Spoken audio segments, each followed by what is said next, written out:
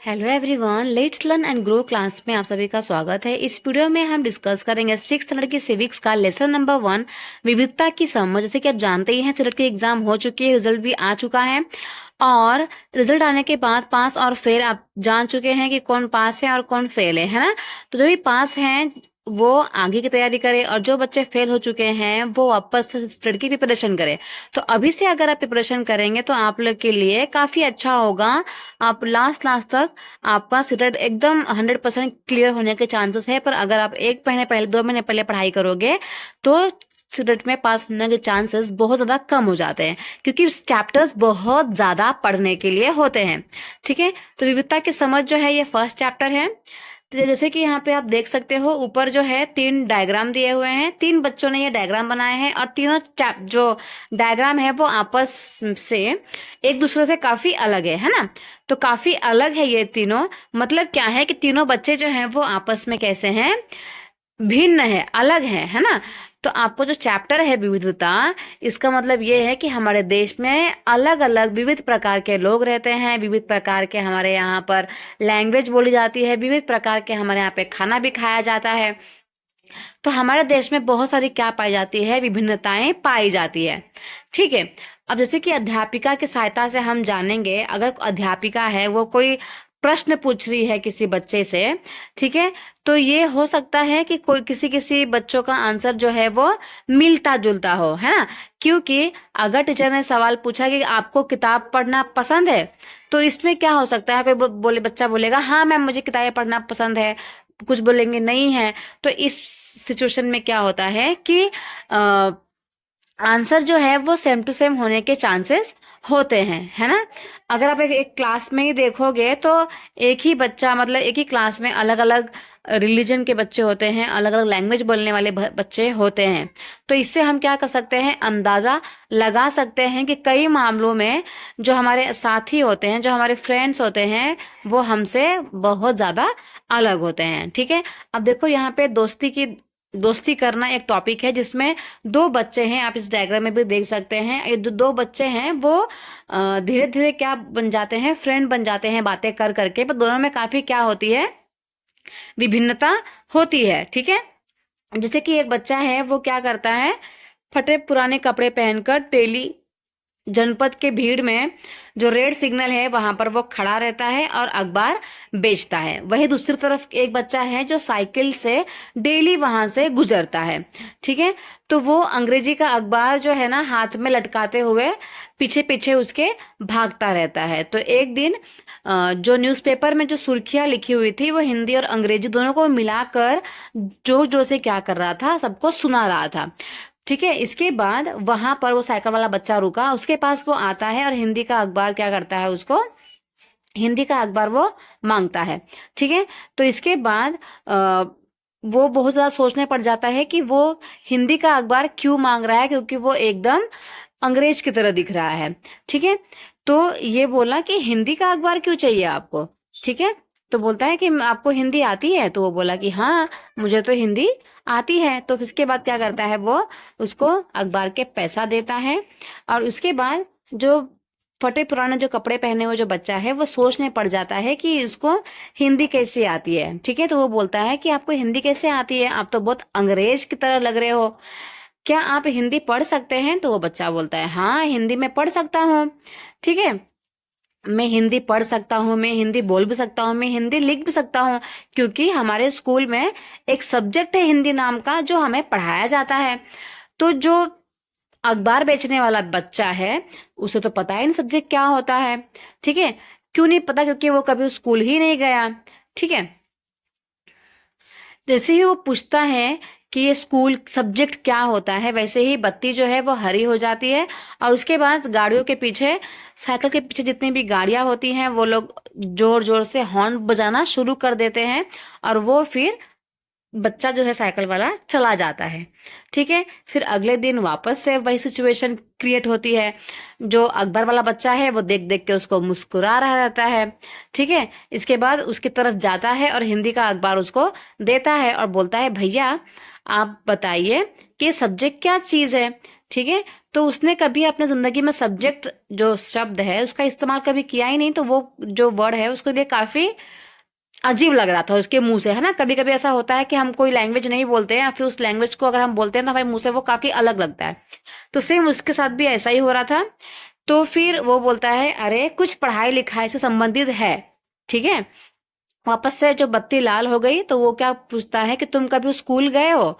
तो वो बोलता है नहीं, मैं तो कभी स्कूल ही नहीं गया, ठीक है। और इस बात को वो बहुत गर्व से कहता है, बोलता है वो एक साइकिल रखी होती है, तो जो साइकिल में बच्चा बैठा हुआ रहता है उस साइकिल की सीट की गद्दी तक हाथ रखकर बोलता है जब मैं इतना बड़ा था ना तब से ही मैंने काम करना शुरू कर दिया था, ठीक है। और वो कितना बड़ा था, साइकिल की गद्दी के बराबर, जब साइकिल की गद्दी के बराबर था तब से उसने काम करना शुरू कर दिया था, ठीक है। और उसने बोला कि मेरी माँ भी मेरे साथ में काम करती थी पर अब मैं अकेला ही काम करता हूँ।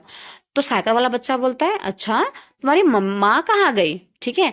तो वापस से जो बत्ती है वो हरी हो जाती है और वापस से वो साइकिल वाला बच्चा स्कूल चला जाता है।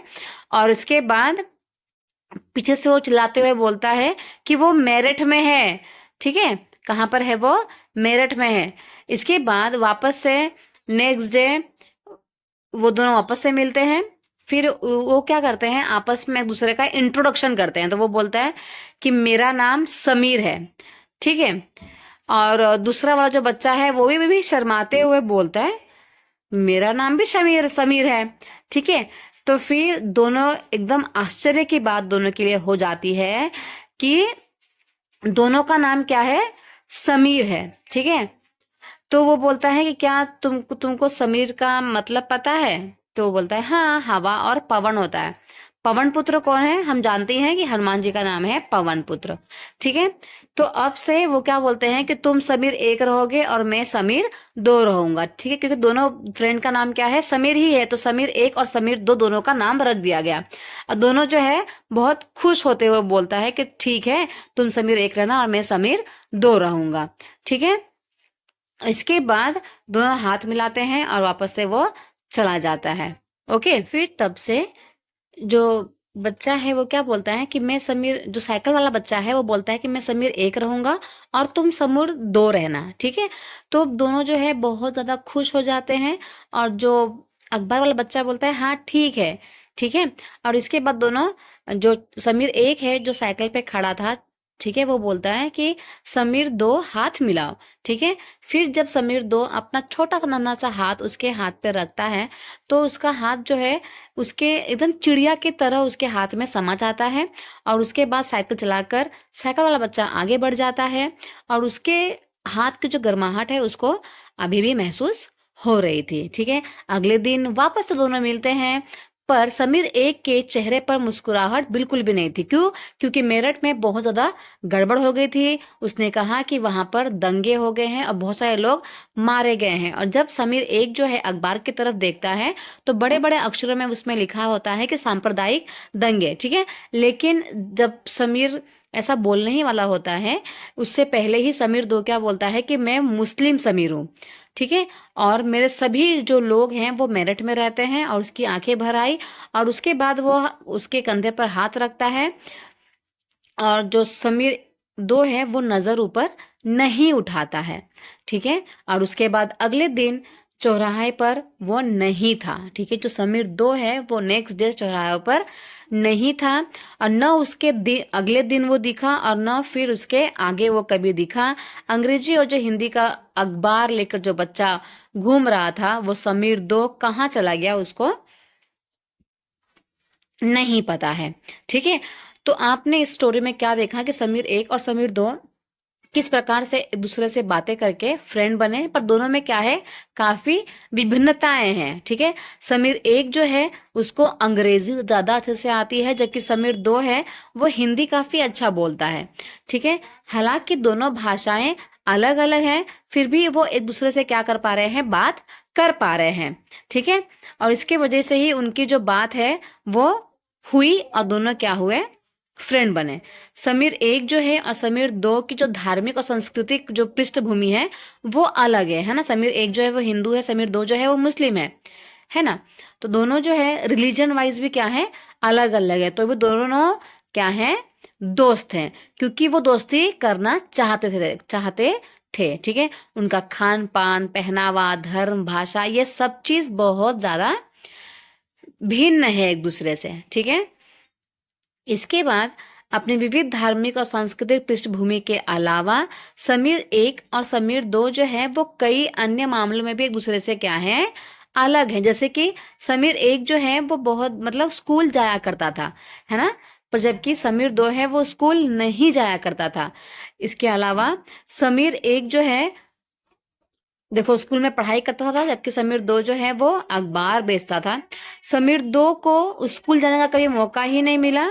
ठीक है, ऐसा भी हो सकता है क्योंकि वो गरीब था। ठीक है, इसीलिए शायद वो स्कूल जाने का मौका उसको नहीं मिल पाया, जिसकी वजह से जिनकी भोजन, घर और कपड़े की जरूरत भी पूरी नहीं हो पाती है, वो ऐसे बच्चे कैसे स्कूल जा सकते हैं। ठीक है, तो ये भी बहुत बड़ा फर्क है दोनों की लाइफ में।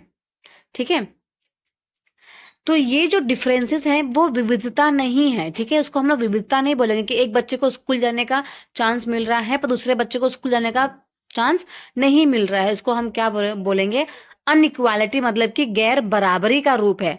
गैर बराबरी का मतलब क्या होता है कि कुछ लोगों के पास पैसा है, पैसा न है, और ना ही उनके पास जमीन है, तो और उनके पास कोई संसाधन नहीं है, तो उनको क्या है, दूसरे अवसर नहीं मिल सकते हैं। पर वही अगर दूसरे के पास पैसा है, ठीक है, तो उसके पास क्या है, बहुत सारे अवसर उपलब्ध हो जाते हैं। इसलिए गरीबी और अमीरी जो है ना वो विविधता का रूप नहीं है, जबकि वो किसका रूप है, असमानता या फिर गैर बराबरी का रूप है। ठीक है, ये बहुत इंपॉर्टेंट है और सिर्फ में बहुत बार पूछा भी गया है। तो अमीरी और गरीबी जो है ना वो हमारे बनाए हुए चीजें हैं कि भाई जो अमीर का बच्चा है वो पढ़ेगा, जो गरीब का बच्चा है वो नहीं पढ़ेगा। अमीर का बच्चा जो है वो अच्छे अच्छे पोस्ट पे जाएगा, गरीब का बच्चा जो है वो वहीं दूसरे छोटे मोटे पोस्ट पे रहेगा। ठीक है, तो इसको क्या माना गया है, असमानता माना गया है, गैर बराबरी माना गया है। विविधता किसको करेंगे कि भाई अलग अलग लैंग्वेज बोली जा रही है तो उसको हम विविधता बोल सकते हैं, अलग अलग धर्म है तो उसको हम विविधता बोल सकते हैं, अलग अलग पहनने के कपड़े पहनने के तरीके हैं, इसको हम क्या कर सकते हैं, विविधता बोल सकते हैं। पर गरीबी और अमीरी को हम विविधता नहीं बोल सकते, उसको हम असमानता बोलेंगे या फिर गैर बराबरी बोलेंगे। ठीक है, ये जो जाति व्यवस्था है ना वो असमानता का क्या है, एक उदाहरण। क्योंकि जब से हमारे देश में जातिवाद आया तब से हमारे यहाँ पर असमानताएं बहुत ज्यादा बढ़ गई। जो उच्च जाति के हैं उनको अलग तरीके से ट्रीट किया जाता था, और जो नीचे वाले जाति के हैं उनको अलग तरीके से ट्रीट किया जाता था। तो जो समाज है ना, इन्होंने क्या किया, जो इस व्यवस्था में उसने इस व्यवस्था में क्या हो, जो जाति की जो व्यवस्था है, इस व्यवस्था में समाज को अलग अलग समूहों में बांट दिया गया है। जैसे कि आपने हिस्ट्री में पढ़ा होगा, ब्राह्मण, क्षत्रिय, शूद्रास और वैश्यास, है ना, ये अलग अलग कैटेगरीज में बांट दिया गया। और इस बंटवारे का आधार क्या था कि वो किस किस तरह का काम करते थे, मतलब काम के अकॉर्डिंग उनको बांटा गया, ना कि शक्ल देखकर और रंग रूप देखकर नहीं बांटा गया था। ठीक है, अगर कोई संस्कृत के मंत्र पढ़ रहे हैं या फिर जो मंदिर में आरती वगैरह कर रहे हैं तो उनको ब्राह्मण बता दिया गया, क्योंकि वो उसका काम कर रहे हैं। ठीक है, कोई ऐसे हैं जो लोग युद्ध करने जा रहे हैं, वॉर करने जा रहे हैं, जो लोग सिपाही हैं, जो देश की रक्षा करते हैं, तो उनको क्षत्रिय बता दिया गया। उनके काम को देखकर उनको बांटा गया, ना कि उनके कलर और रूप को देखकर। ठीक है, तो जो लोग जो हैं जिस जाति में पैदा होते थे ना वो उसको नहीं बदल सकते थे। जैसे कि कुम्हार का बेटा है तो वो कुम्हार ही होगा। ठीक है, पहले के टाइम पे ऐसा ही था कि जो कुम्हार का बेटा है वो कुम्हार के घर अगर पैदा हुआ है तो उसकी जाति कुम्हार ही होगी। ठीक है, और उसको जो काम होगा वो उसको सिर्फ वही काम करने की परमिशन होगी। ठीक है, इसके अलावा वो दूसरे जाति से नहीं जुड़ सकता। ठीक है, और अपना पेशा भी वो नहीं बदल सकता। पहले ऐसा हुआ करता था, मतलब जो कुम्हार लोग होते हैं उनका काम होता है मटका वगैरह बनाना, मिट्टियों के जो बर्तन होते हैं वो बनाते हैं। ठीक है, पर अगर अगर उसको दूसरे किसी में इंटरेस्ट है तो उसको उस चीज को पार्टिसिपेट करने का मौका नहीं मिलता था। जैसे कि आपने महाभारत देखा ही होगा, तो आपने कर्ण को देखा होगा, कर्ण के अंदर भी क्या था, किसका इंटरेस्ट था, उनको भी धनु धाड़ी बनने का शौक था, उनको धनुष चलाने का शौक था। वही अर्जुन को भी धनुष चलाने का शौक था, ठीक है, पर वो क्षत्रिय फैमिली से थे तो उनको वो राइट्स मिला। पर जो कर्ण है वो एक छोटे फैमिली से, एक छोटी जाति से बिलोंग करते थे, इसलिए उनको धनुष की विद्या नहीं दी गई, और फिर उसकी धनुष की विद्या प्राप्त करने के लिए उनको झूठ बोलना पड़ा था, है ना। तो इस प्रकार से पहले होता था कि आप जिस जाति के हैं आपको इस उसी जाति से जुड़कर रहना है, उसके अलावा आप कुछ नहीं कर सकते हैं। अब जो देखो इसमें देखो ये भी लिखा है कि उस ज्ञान के अलावा आप दूसरा कोई भी ज्ञान को हासिल नहीं कर सकते थे, ठीक है।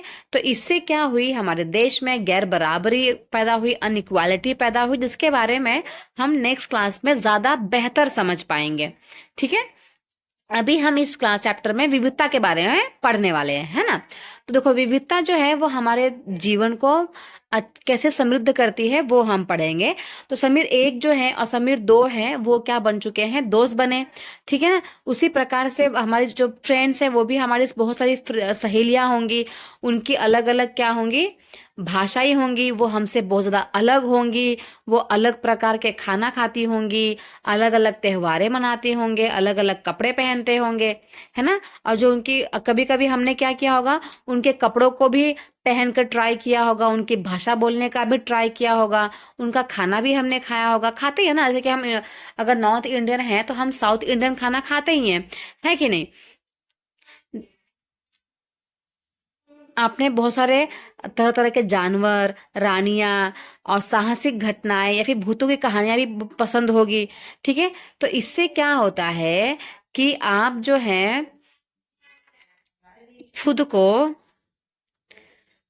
खुद को अगर कहानियां बनाना पसंद है, ठीक है, अगर आपको खुद आप किसी कहानी को बनाना चाहते हैं तो आप कैसे बनाएंगे, है ना। तो उसको अब ज्यादा से ज्यादा क्या करेंगे, कहानियां पढ़ेंगे, नए नए, क्योंकि ज्यादा कहानियां पढ़ने से क्या होते हैं, नए नए विचार मिलते हैं, तो जिसकी वजह से लोग जो है अलग अलग कहानियां लिख पाते हैं, ठीक है। अलग अलग स्रोत जैसे कि किताबों से दूसरी दूसरी किताब पढ़कर थोड़ा सा दिमाग खुलता है, और अपनी नई एक किताब को वो क्या करते हैं, जनरेट करते हैं। किसी की वास्तविक जीवन पर ही किताब लिख दी जाती है, कल्पना से भी किताब लिख दी जाती है। किसी को किताब लिखना होता है तो वो क्या करता है, स्वयं जंगल में जाकर जानवरों के साथ समय व्यतीत करता है, ताकि वो जानवरों के बारे में एकदम सटीक जानकारी लिख पाए, ठीक है। तो जानवरों की दोस्ती, जानवरों की लड़ाइयों के बारे में हमने बहुत सारी कहानियां सुनी है ना। और बहुत सारे राजा और रानियों के भी हमने प्यार के वृत्तांत वगैरह, कहानियां वगैरह पढ़ी हुई हैं, ठीक है।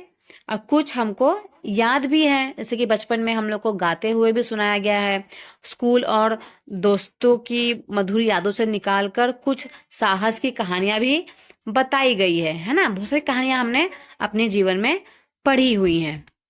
कल्पना कीजिए कि जो भी कहानियां हमने बचपन से पढ़ी हैं, सुनी हैं, ये सभी कहानी के पीछे क्या रीजन होगा। जो हमने अलग अलग कहानी, एकदम वैरायटी वाली कहानी पढ़ी है, ठीक है, उसके पीछे का रीजन क्या होगा। अगर वो लोग ऐसी जगह रहते जहां पर एक या फिर दो रंग के ही कपड़े पहने जाते हो, जैसे कि लाल और सफेद, या फिर एक तरीके का ही खाना खाते हो, शायद आलू, या फिर सिर्फ दो ही पशु और पंक्षी को पालते हो, ठीक है, उदाहरण के लिए हिरन या फिर कौवा, या फिर एक ही गेम खेलते हो, सांप और सीढ़ी। तो जितनी भी कहानियां हम जो मनोरंजक कहानियां पढ़ते हैं, तो क्या वो सारी कहानियां लिख पाते, बिल्कुल भी नहीं लिख पाते, है ना। तो विविधता जो है वो हमारी जिंदगी में रंग भरता है एक तरीके से। जो भी हमने आज तक कहानियां, कविताएं पढ़ी हुई हैं, वो सारी कविताएं, कहानियां किसके वजह से आई, विविधता के वजह से आई, क्योंकि हमारे देश में क्या है, विविधता है, ठीक है।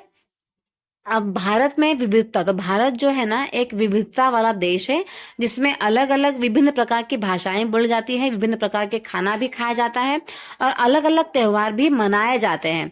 विभिन्न विभिन्न प्रकार के क्या है, हमारे देश में धर्मों का पालन किया जाता है।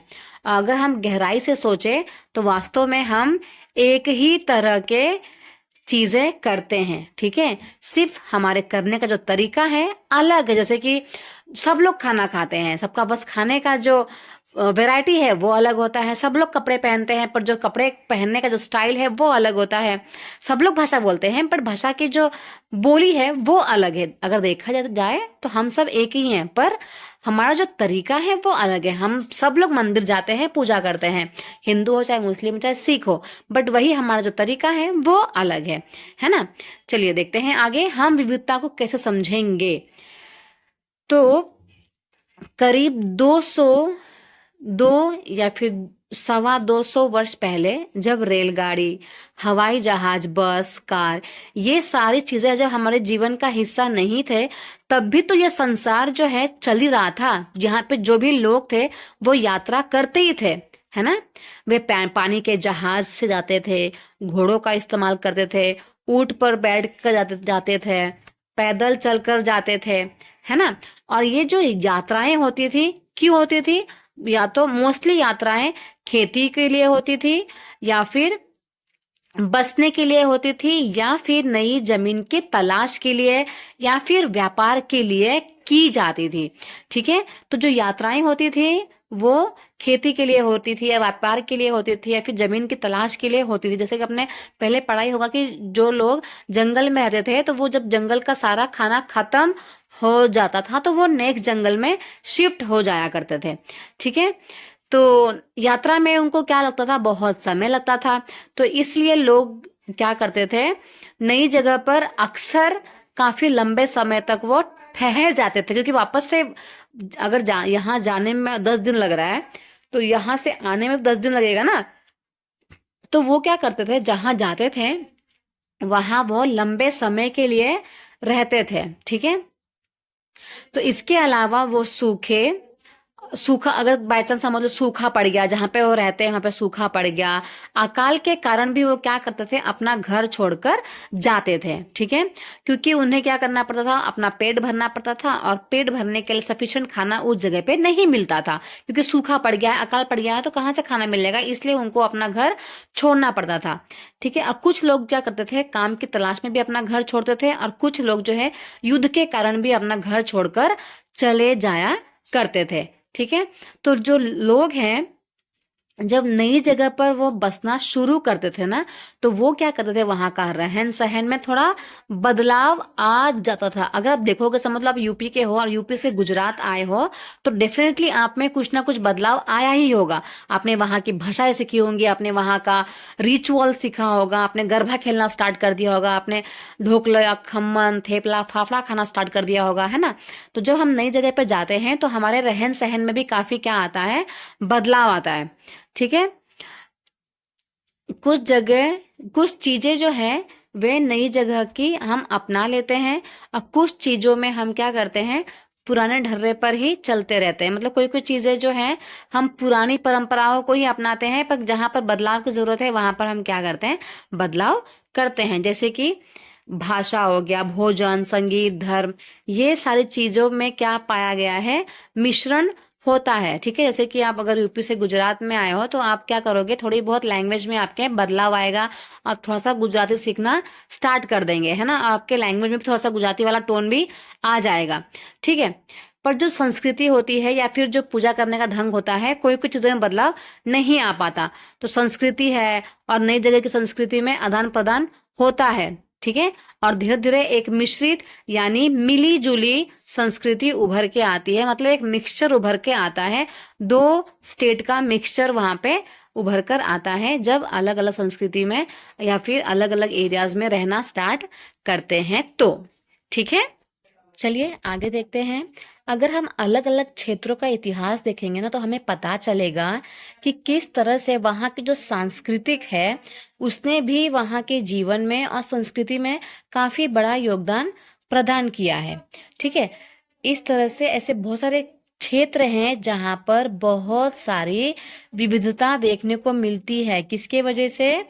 इतिहास के वजह से। ठीक है, अगर वहाँ की हिस्ट्री में कुछ बदलाव आए हैं, मतलब कोई क्षेत्र है, मतलब ये एरिया है बट यहाँ पे सिर्फ हिंदू लोग रहते थे, पर अगर उसके इतिहास को अगर हम देखें तो यहाँ पे बहुत सारे मुस्लिम लोग भी आए, क्रिश्चियंस लोग भी आए, तो यहाँ पर मल्टीपल क्या हो गए हैं, रिलीजन हो गए हैं।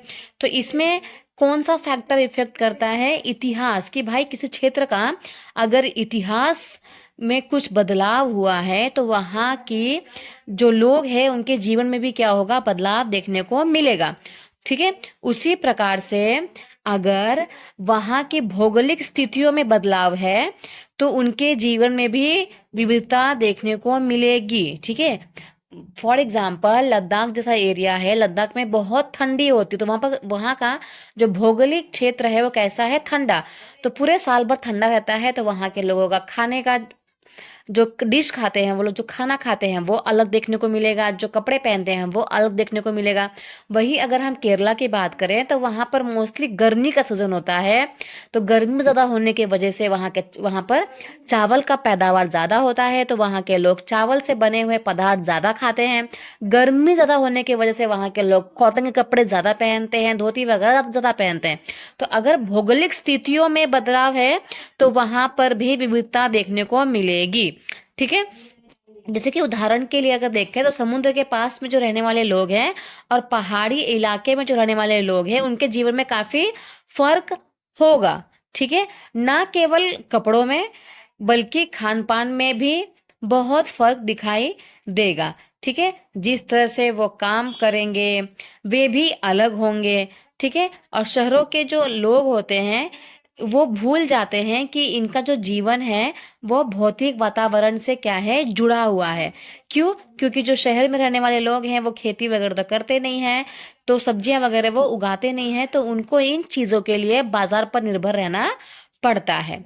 ठीक है, तो यहाँ पे 2 एग्जाम्पल दिए हैं, एक है लद्दाख का और एक है केरला का। तो इन दोनों के उदाहरण से हम समझेंगे कि किस प्रकार से ऐतिहासिक और भौगोलिक कारकों की वजह से जीवन पर असर पड़ता है और विविधता देखने को मिलती है। चलिए आगे देखते हैं। तो यहाँ पर स्टोरी दी गई है। सबसे पहले हम लद्दाख के बारे में देखेंगे। आप देख सकते हो लद्दाख कितना सूखा एरिया है, बहुत कम पेड़ पौधे तो है नहीं, थोड़े बहुत यहाँ पर आपको घास जरूर नजर आएंगी। ठीक है, तो ये जो लद्दाख है ये कहाँ पर है? तो जम्मू और कश्मीर के पूर्व की तरफ है। जम्मू एंड कश्मीर जहाँ पर है उसके पूर्व के पहाड़ियों में ये बसा हुआ है और ये पूरा रेगिस्तानी इलाका है। ठीक है, पूरा रेगिस्तानी इलाका है। यहाँ पर बहुत कम खेती होती है। कम खेती क्यों होती है? क्योंकि यहाँ पर बारिश बिल्कुल नहीं होती है, बहुत कम बारिश होती है, इसके वजह से यहाँ पर खेती नहीं की जा सकती। ठीक है, और ये जो इलाका है वहां पर हर वर्ष काफी लंबे समय तक ये जो इलाका है वो बर्फ से ढका रहता है, क्योंकि ये बहुत ज्यादा ऊंचाई पे बसने की वजह से वहां पर ठंडा बहुत ज्यादा रहता है। ठीक है, तो ये पूरा साल जो है वो बर्फ से ढका रहता है, इसके वजह से बहुत कम पेड़ पौधे ही वहां पर उग पाते हैं।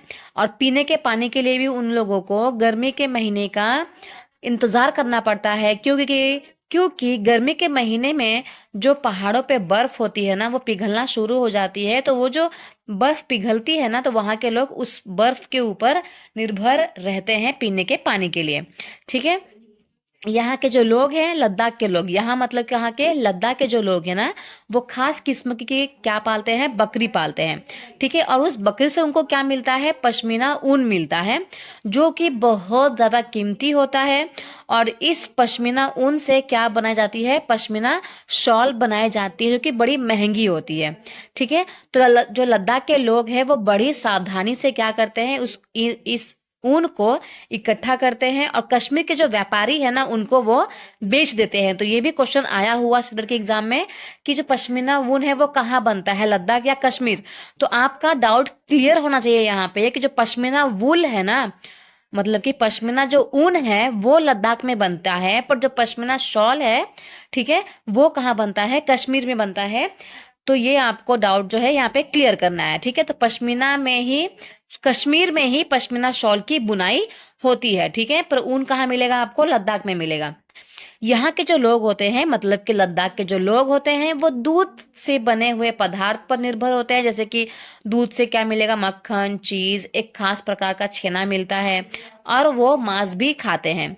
ठीक है, और यहाँ पर हर एक परिवार के पास कुछ गायें, बकरियां और याक तो होती ही। ये लोग मतलब गाय भैंसों को पालते हैं। और रेगिस्तान होने का ये मतलब नहीं है कि यहाँ पर कोई भी व्यापारी आने के लिए आकर्षित नहीं हुआ है। बहुत सारे व्यापारी जो है यहाँ पर बिजनेस करने के लिए आए लद्दाख में, ठीक है।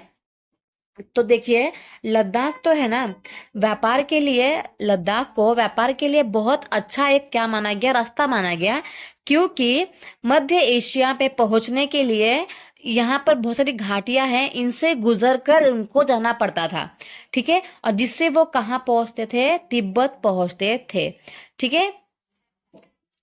तो बहुत सारी घाटियां होती हैं, उनको पार करके वो मध्य एशिया पहुंचते थे उनका काफिला, ठीक है, जिसे क्या कहा जाता है, तिब्बत कहते थे। और ये जो काफिले होते थे वो अपने साथ में बहुत सारे मसाले, कच्चा रेशम, दरिया आदि लेकर चलते थे, ठीक है। लद्दाख के जो रास्ते ही जो बौद्ध धर्म है वो कहाँ पहुंचा था, तिब्बत पहुंचा था। तिब्बत जो है अभी चाइना ने क्या कर लिया है, इसको ऊपर कब्जा कर लिया है, पर पहले इंडिया में ही हुआ करता था, ठीक है। लद्दाख को ही क्या कहा गया है, छोटा तिब्बत कहा गया है। ये भी स्टेट के एग्जाम में हजारों बार आया हुआ है, बट ये बहुत इजी है तो शायद ही आए, क्योंकि जो छोटे का लेवल है वो बहुत ज्यादा डिफिकल्ट हो चुका है, ठीक है। करीब 400 साल पहले यहाँ पर लोगों का इस्लाम धर्म से क्या हुआ, परिचय हुआ। कितने साल पहले, 400 साल पहले यहाँ पर इस्लामिक लोग आए, उन्होंने अपने धर्म का क्या किया, प्रचार किया। तो यहाँ पर लद्दाख में मतलब कि आपको अच्छी खासी संख्या में क्या देखने को मिलेंगे, मुसलमान लोग देखने को मिलेंगे, ठीक है। लद्दाख में बहुत सारे गाने और कविताओं को गाया जाता है, मौखिक रूप से गाया जाता है, ठीक है। और तिब्बत का एक ग्रंथ है जिसको केसर सागा नाम से जाना जाता है, जो कि लद्दाख में काफी प्रचलित है। और इस गाने को मुसलमान और जो बौद्ध धर्म के लोग हैं, ये दोनों साथ में मिलकर गाते हैं और नाटक भी करते हैं। तो देख सकते हैं आप लोग कि किस प्रकार से कि इतिहास बदल जाने की वजह से यहाँ पर कुछ रिलीजन के लोग देखने को मिलने लगे, जैसे कि बौद्ध धर्म भी मिलने लगे, मुसलमान लोग भी यहाँ पर रहने लगे। तो जो इतिहास है ना, ये बहुत इम्पोर्टेंट रोल प्ले करता है, ठीक है। और जो वहाँ के लोग हैं वो ठंडी ज्यादा होने की वजह से ज्यादातर वो मांस वगैरह का इस्तेमाल ज्यादा करते हैं, पश्मीना शॉल का इस्तेमाल करते हैं, ठीक है। चलिए नेक्स्ट देखते हैं केरला की स्टोरी। अब केरला की स्टोरी जो है वो लद्दाख की स्टोरी से काफी अलग है, क्योंकि लद्दाख में थ्रू आउट द ईयर क्या है, थ्रू आउट द ईयर ये जो एरिया है वो बर्फ से ढका होता है। बट केरला की स्टोरी ऐसी नहीं है, ठीक है। अब केरला कहाँ पर स्थित है, ये क्वेश्चन भी आ चुका है, बहुत आप पूछते हैं, बट अब पूछना बंद कर दिया क्योंकि लेवल हाई हो चुका है। तो केरला जो है वो भारत के दक्षिणी पश्चिमी कोने में बसा हुआ एक राज्य। जैसे कि केरला हम बात करें तो यहाँ पे आपका हो जाएगा महाराष्ट्र, इधर हो जाएगा कर्नाटक, यहाँ पे हो जाएगा केरला। तो ये जो है आप समझ लीजिए केरला है, तो ये कहाँ पर, दक्षिण के पश्चिमी कोने में ये बसा हुआ एक राज्य है। यह जो है ना समुद्र से घिरा हुआ है, ठीक है। अगर देखोगे तो एक तरफ क्या है, पूरा समुद्र वाला है एरिया है, और दूसरी तरफ कौन सा एरिया है, पहाड़ियों वाला है एरिया है, जिसको हम बोलते हैं वेस्टर्न घाट, ठीक है। तो इन पहाड़ियों पे बहुत सारी विविध विविध प्रकार की, अलग अलग प्रकार के मसाले उगाए जाते हैं, जैसे कि काली मिर्च, लौंग, इलायची, ये सारी मसालों को वहां पर उगाया जाता है। और इन मसालों के कारण यहाँ पर बहुत सारे व्यापारी ने अपना इंटरेस्ट दिखाया, और इन मसालों ने उनको क्या किया, आकर्षित किया अपनी तरफ। अब बहुत सारे लोग केरला में भी आए, ठीक है। तो सबसे पहले कौन आया, अरबी और यहूदी लोग, व्यापारी हैं वो केरला में आए, ठीक है। और ऐसा माना जाता है कि ईसा मसीह के एक दूत थे, धर्मदूत, जिसका नाम था संत थॉमस। तो वो जो लगभग 2000 साल पहले यहाँ पर आए, कहाँ पर, केरला में। तो अगर आप केरला में देखोगे ना, तो केरला में आपको बहुत ज्यादा मात्रा में क्रिश्चियंस लोग भी देखने को मिलेंगे, ठीक है। तो भारत में अगर ईसाई धर्म लाने का अगर श्रेय दिया जाता है किसी को, तो ये किनको देते हैं, संत थॉमस को ही दिया जाता है, ठीक है। तो जो हमारा अरब सागर है, अरब से कई व्यापारी यहाँ पर आकर बस गए, ठीक है। और उन्होंने मतलब यहाँ पे बसने के बाद यहाँ के कल्चर को ही एक्सेप्ट कर लिया, और उन्होंने अपने बहुत सारे प्रमोशंस भी किए, ठीक है। जैसे कि हमने पढ़ा अभी, संत थॉमस जो आए तो क्या सिर्फ बैठने के लिए थोड़ी आए थे, वो अपने कल्चर का प्रमोशन करने के लिए आए थे। तो उन्होंने प्रमोशन किया, बहुत सारे लोग उनके कल्चर से अट्रैक्ट हुए, और उन्होंने अपने आप को क्रिश्चियंस में कन्वर्ट कर लिया। ठीक है। तो केरला में बहुत सारे क्रिश्चियन देखने को मिलेंगे, बहुत सारे मुस्लिम्स भी देखने को मिलेंगे। ठीक है। इब्न बतूता जो है ना, उन्होंने करीब 700 साल पहले वो कहाँ पर आए थे, भारत में आए थे। और उन्होंने एक यात्रा जो मतलब वो ट्रैवलिंग किया उन्होंने, तो उसके ऊपर उन्होंने एक वृत्तांत में मुसलमानों के जीवन का विवरण लिखा था। ठीक है। कि जो मुसलमान है, मुसलमान समुदाय का यहाँ बहुत क्या की जाती है, बड़ी इज्जत की जाती है, बहुत इज्जत थी यहाँ पर मुसलमानों की। यहाँ पर उन्होंने अपने किताब में लिखा है। ठीक है। वास्को डी गामा, जानते हैं आप लोग वास्को डी गामा कौन है? वास्को डी गामा पानी के जहाज से भारत पहुंचे थे। और भारत में भी कहाँ पहुंचे थे वो? पहले केरला में ही पहुंचे थे। ठीक है। तो पुर्तगालियों ने यूरोप से भारत तक का समुद्री रास्ता जाना था। सबसे पहले वास्को ड गामा तो आए थे, है ना, जहाज के थ्रू। तो उन्होंने पानी के रास्ते का खोज किया था। ठीक है। तो इन सभी ऐतिहासिक जो प्रभावों के कारण केरला में विभिन्न धर्मों का पालन शुरू हो गया। यहाँ पर यहूदी लोग भी मिलेंगे आपको, इस्लामिक लोग भी मिलेंगे, ईसाई भी मिलेंगे, हिंदू भी मिलेंगे, और बौद्ध धर्म भी शामिल है, क्योंकि यहाँ का इतिहास ही ऐसा रहा है। अलग अलग धर्म के लोग आए और यहाँ पर बस गए। ठीक है। इसके बाद चीन के व्यापारी, इसके बाद चीन के व्यापारी भी केरल आए। ठीक है। चीन के जो कुछ व्यापारी थे वो भी केरला में आए। और यहाँ पर मछली पकड़ने के लिए जो जाल का इस्तेमाल किया जाता है, ठीक है, ये जो जाल है उसका नाम सेम टू सेम चीनी जालों से मिलता है। ठीक है। और इसका नाम क्या है? चीना वाला। तो जो केरला में जिससे मछली पकड़ा जाता है उस जाल का नाम क्या है? चीना वाला जाल है। ठीक है। तो ऐसा माना जाता है कि जो चीन के व्यापारी हैं उन्होंने ही ये नाम इसको दिया होगा। तलने के लिए लोग जो बर्तन इस्तेमाल करते हैं उसे पता है क्या कहते हैं? चीना चट्टी कहते हैं। ठीक है। तो ये भी जो शब्द है वो चीन से काफी मिलता जुलता है। तो ऐसा ये इस तरफ इशारा करता है कि ये तो दो शब्दों की जो उत्पत्ति हुई है वो वहीं से हुई होगी। कहाँ से? चाइना से। ठीक है। केरल की जो उपजाऊ जमीन है और जो वहाँ की जलवायु है वो चावल की खेती के लिए बहुत ज्यादा उपयुक्त है। जैसे कि मैंने आपको पहले बताया, गर्मी ज्यादा होती है तो बारिश भी ज्यादा होती है। चावल की खेती के लिए गर्मी और बारिश दोनों ही बहुत ज्यादा इंपॉर्टेंट है। तो वहां पर चावल की खेती काफी अच्छे से की जाती है। ठीक है।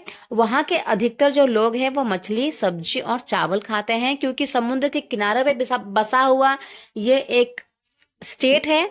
तो वहां के लोग मछली का इस्तेमाल भी बहुत ज्यादा करते हैं। तो ये हमने देखा कि किस प्रकार से दो स्टेट में इतने दो बदलाव हैं, क्योंकि उनका इतिहास भी अलग है और इनका क्या है, भौगोलिक परिस्थितियां भी अलग हैं। ठीक है।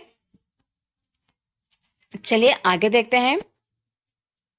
जहां पर केरल और लद्दाख की जो भौगोलिक स्थितियां हैं वो एक दूसरे से कैसी हैं? बिल्कुल अलग है। वही अगर हम देखें तो दोनों क्षेत्रों का जो इतिहास है वो एक ही प्रकार के सांस्कृतिक प्रभाव है ना। दोनों में हिंदू है, मुस्लिम है, बौद्ध है। उसी प्रकार से केरला में भी हिंदू है, मुस्लिम है, बौद्ध है। तो दोनों ही क्षेत्र में को चीन और अरब से जो आने वाले व्यापारी का क्या हुआ, व्यापारियों ने क्या किया है, दोनों क्षेत्रों को प्रभावित किया। ठीक है। जहां पर केरल में भौगोलिक स्थिति में क्या क्या देखने को मिला, मसालों की खेती संभव बनाई गई। वहीं लद्दाख में भौगोलिक स्थिति की वजह से वहां पर ऊन ने व्यापारियों को अपनी तरफ खींचा। तो इस तरह से हमको पता चलता है कि क्षेत्र के सांस्कृतिक जीवन का उसके इतिहास पर और उसके भूगोल से काफी गहरा रिश्ता होता है।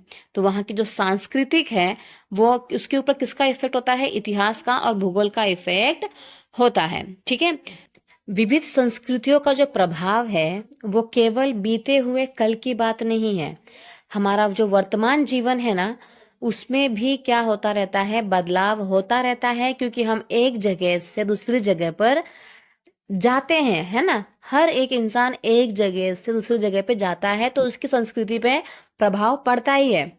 हम देखो हर एक कदम के साथ हमारे सांस्कृतिक रीति रिवाज और जीने का तरीका धीरे धीरे उस नए क्षेत्र का क्या बन जाता है, हिस्सा बन जाता है जहाँ पर हम पहुँचते हैं। क्योंकि हर हमेशा हम 1 साल 2 साल में अपने क्षेत्र को अपना हम अगर कहीं जॉब भी कर रहे हैं तो उस प्लेस को भी छोड़ते हैं, तो हम वापस से उस रंग में रंग जाते हैं जैसा वहाँ का वातावरण होता है कि नहीं।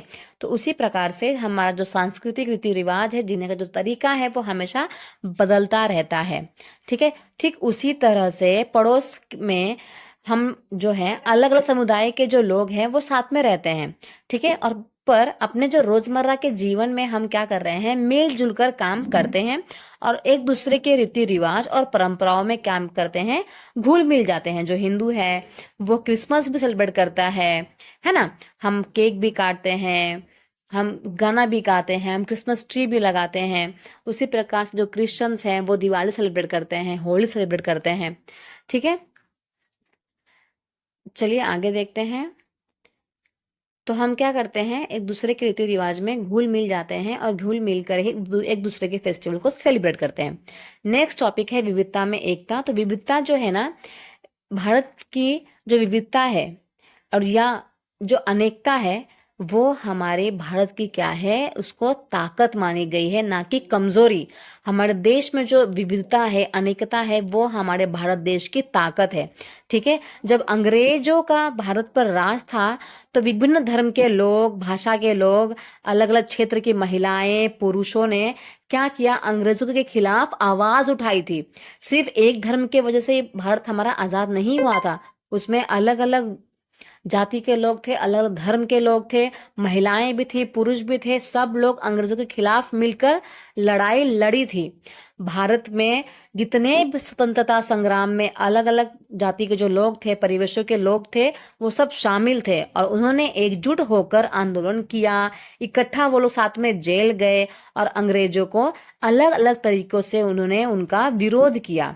ठीक है, तो अंग्रेजों ने क्या सोचा था कि यहाँ पर तो अलग अलग काफी विविधताएं हैं, तो क्यों ना फूट डाला जाए उनके बीच में और शासन किया जाए। ठीक है, नाम सुना होगा, फूट डालो और शासन करो। तो शासन करो, तो उन्होंने क्यों सोचा ऐसा, क्योंकि हमारे देश में बहुत सारे क्या थे, विविधता होने के वजह से, बहुत सारे रिलीजन होने के वजह से उन्होंने ये बात सोची। ठीक है, और इस तरह से उनका राज जो है वो चलता रहेगा, ऐसा उन्होंने सोचा। पर हमारे यहाँ के लोगों ने भी दिखला दिया कि भले ही हम एक दूसरे से चाहे कितने भी भिन्न हैं, पर अंग्रेजों के खिलाफ लड़ी जाने वाली लड़ाई में हम सब लोग एक है। और इस प्रकार से हमारा जो भारत देश है वो आजाद हुआ। यहाँ पे जलियांवाले बाग के ऊपर एक कविता दी गई है, वो आप पढ़ेंगे तो आपको समझ में आ जाएगा। ठीक है, चलिए आगे देखते हैं। तो जो ऊपर गीत दिया गया है वो अमृतसर में हुआ जलियांवाले बाग के हत्याकांड के बाद गाया गया था। ठीक है, और इस हत्याकांड में क्या हुआ था कि एक ब्रिटिश थे, ठीक है, जिनका नाम था जनरल डायर। उन्होंने क्या किया था, शांतिप्रिय निहत्थे लोगों पर खुलेआम गोलियां उन्होंने चलवा दी थी। जो जो भी लोग थे, सब सारे लोग जो है बाग में इकट्ठा होकर एक सभा कर रहे थे। उसमें महिला भी थी, पुरुष भी थे, हिंदू, मुस्लिम, सिख, बहुत सारे लोग थे जो अंग्रेजों की पक्षपातपूर्ण नीति का विरोध करने के लिए जमा हुए थे। ठीक है, तो जो भी अंग्रेज लोग गलत कर रहे थे उनके खिलाफ वो लोग, मतलब कि वहां पर एक डिस्कशन हो रहा था इन लोगों का, इसके लिए वो वहां पे जमा हुए थे। ठीक है, पर बहुत जगह पे ऐसा भी बोलते हैं कि वहां पर मेला लगा हुआ था और मेले में सब लोग इकट्ठा हुए थे। ठीक है, ये दो कहानियां सुनने को मिलती है। तो इन लोग, जो जनरल डायर है, उसको क्या लगा कि ये लोग हमारे खिलाफ, जब जनरल डायर को पता चलता है कि ये जो बाग है यहाँ पर हमारे खिलाफ साजिश हो रही है, हमें हटाने के लिए ये लोग प्लानिंग कर रहे हैं, तो वो क्या बोलता है, डायरेक्ट सबको गोली से उड़ाने का परमिशन दे देता है। ठीक है, तो उसके वजह से बहुत सारे लोगों की वहां पर जान चली जाती है, बहुत सारे लोग घायल हो जाते हैं। और यह जो गीत है वो शहीदों को याद में, शहीद जो भी लोग हुए थे उनके याद में गाया गया है। ठीक है, स्वतंत्रता संग्राम के दौरान जो गीत उभर के आए, ठीक है, और जो चिन्ह विविधता के प्रति हमारा विश्वास बनाए रखते हैं। क्या आप जानते हैं कि जो भारतीय झंडे की कहानी क्या है? ठीक है, स्वतंत्रता संग्राम के दौरान ही जब बहुत सारे हमारे यहाँ पर संग्राम हो रहे थे, आंदोलन हो रहे थे, तभी हमारे भारत की झंडे की परिकल्पना कर ली गई थी कि हमारा झंडा जो है वो कैसा रहेगा। ठीक है, तो इस झंडे को सारे भारत में लोगों ने अंग्रेजों के खिलाफ इस्तेमाल किया था। जवाहरलाल जो नेहरू हैं, उन्होंने अपनी किताब भारत की खोज, उनकी किताब का नाम क्या है, भारत की खोज में लिखा है कि भारतीय जो एकता है कोई बाहर से थोपी हुई चीज नहीं है, ठीक है, बल्कि यह बहुत ही गहरी है, जिसके अंदर अलग अलग तरह के क्या है, विश्वास है और प्रथाओं को स्वीकार करने की भावनाएं भी है।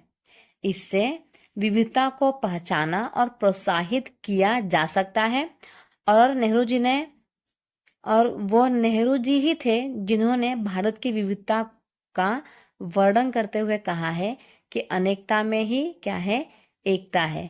ये विचार दिया किसने दिया, तो ये भी क्वेश्चन पूछा गया है कि विविध भारत की विविधता का वर्णन किसने किया है, तो वो जवाहरलाल नेहरू। अनेकता में एकता किसने बोला, ये भी पंडित जवाहरलाल नेहरू ने ही इस बात को बताया है।